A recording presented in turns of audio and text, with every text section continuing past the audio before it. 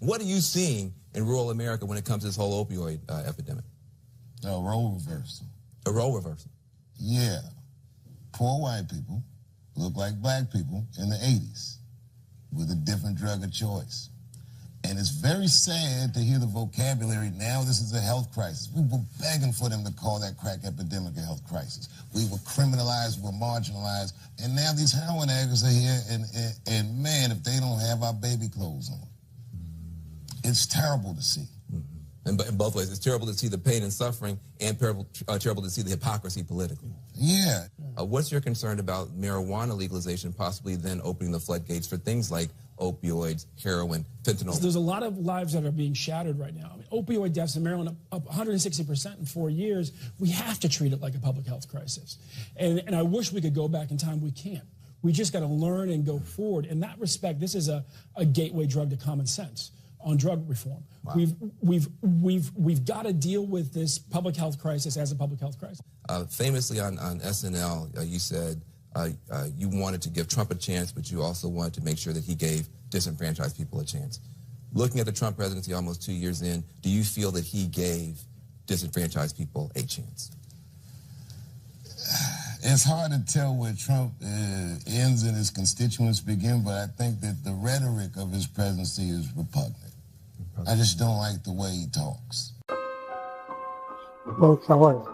Making sure that we're able to make every single solitary person eligible for what I've been able to do with the COVID, with dealing with everything we have to do with, look, if we finally beat Medicare, we're providing housing for black Americans. The impact on the choice, the idea that they're gonna, I'm proposing that everybody, the millionaires pay 1%. So no one I've not raised the cost of Social Security for anybody. I got my handicap, which when I was vice president, down to a 6. And wants to get away with, get rid of the ability of Medicare for us to be able to negotiate drug prices with the big pharma companies. What I'm going to do is fix the tax system. For example, we have 1,000 trillionaires in America. Billionaires in America. No one was hurt. No one Israeli was accidentally killed, and it just stopped. And I'm going to continue to move until we get the total ban on the total initiative relative to what we're going to do with more border patrol and more asylum officers.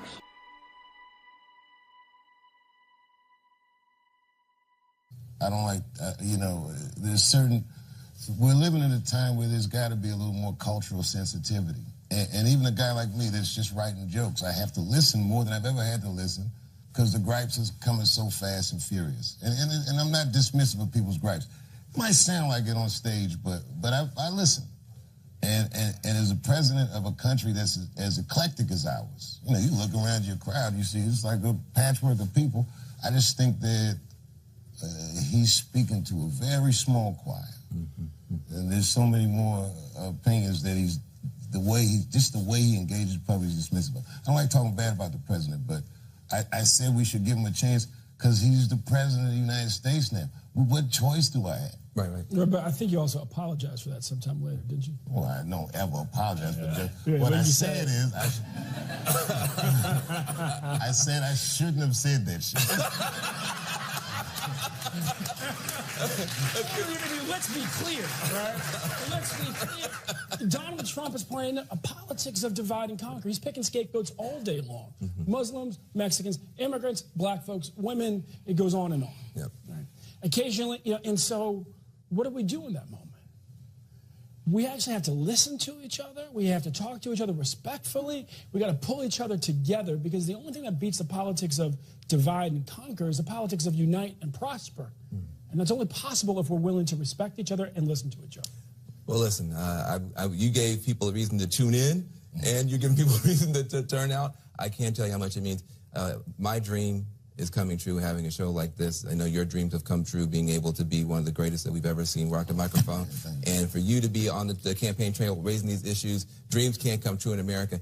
When we get back, Dave Chappelle talking about reverse racism reminds me of this documentary I watched on YouTube where a couple of white South Africans were complaining about how they are being discriminated, in South Africa, whereby most jobs, most services are instead offered to the black and not the whites. Meaning, even if the white person is qualified for the role or for the position, it will be offered to a black person. That really reminds me of they call it reverse racism, whereby you're paying for the sins of your forefathers. You know, you're paying for the sins of your forefathers. Like in South Africa, back during the apartheid period, the whites treated the blacks really really badly and really poorly. You know, now apartheid has come to an end and the blacks have taken over power. What do you see? You see now what we call paying back for the evils that their forefathers did. And we get to see now what we call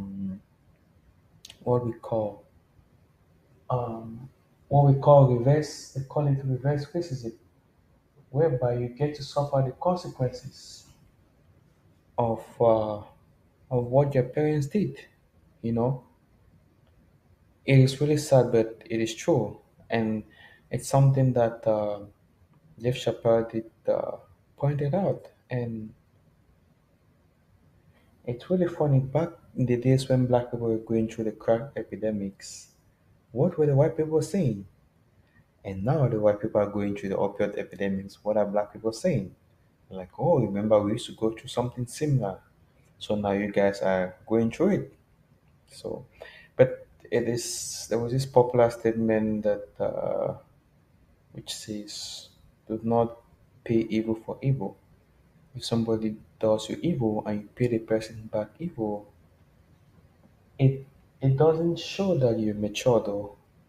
It shows that you're more like a child. A mature person pays back evil for good and not evil for evil. You know, if somebody does you something evil and you have the opportunity to pay the person back, don't pay the person back with another evil. Pay the person back with good. It shows that you're mature. It shows that you're more advanced, and it shows that you're somebody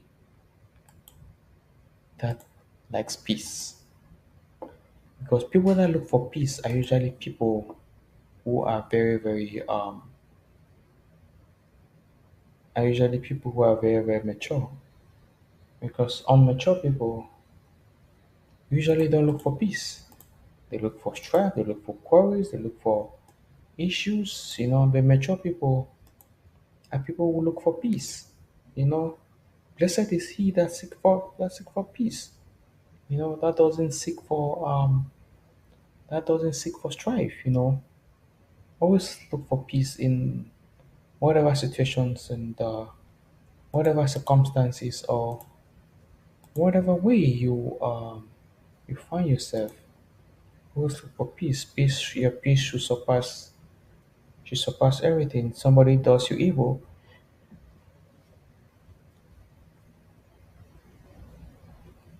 recompense that person evil for good. You know, if you recompense a person evil for evil, it shows at the end of the day that you're not mature. Like the white people, some of the white people going through the opioid epidemic, as blacks that went through that and overcame that. What can you do to help the white people also overcome it? So it is something that is very very important to talk about. It is something that is very very important to discuss.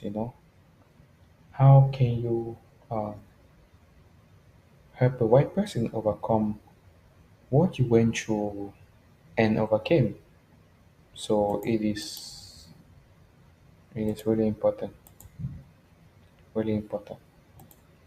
You know, pay evil for good and not evil for evil. Thank you.